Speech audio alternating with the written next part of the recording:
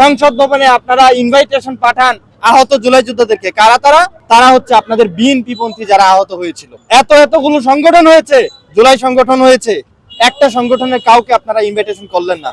একটা শহীদের মা বলতে পারবে না গিয়েছে, একটা শহীদের বাবা বলতে পারবে না গিয়েছে। তাহলে সংসদে যাওয়ার রাইট কি শুধু বিএনপিদের আছে? আমাদের কি কথা থাকতে পারে না? শুধু ওখানে টেবিল চাপড়াবে আর সহমত প্রকাশ করার জন্য ওনাদেরকে নিয়ে যাওয়া হয়েছে। আমরা চাই যে গণরায় এই 5 আগস্টে হাসিনা পলায়নের মাধ্যমে দিয়েছে, সেটির অফিসিয়ালি গত 12 ফেব্রুয়ারি নির্বাচনের মাধ্যমে জনগণ তা প্রকাশ করেছে এবং 70% মানুষের গণভোটের মাধ্যমে এই গণরায় প্রকাশ করা হয়েছে। অতএব এই গণভোটে যে জুলাই সনদ বাস্তবায়নের কথা উল্লেখ করা ছিল এবং যেই পার্টগুলো ছিল প্রত্যেকটা পুঙ্খানুপুঙ্খভাবে বাস্তবায়ন করে জনসম্মুখে আপনাদেরকে উপস্থাপন করতে হবে। অন্যথায় আমরা আজকে শুধু জুলাই যোদ্ধারা এসেছি, আগামীকালকে 70% মানুষ রাস্তায় নামবে।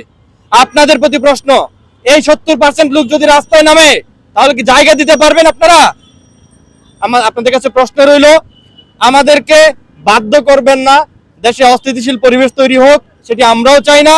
আমরা রাজপথে থাকতে চাই না, আমরা আমাদের যে যার কাজে ফিরতে চাই।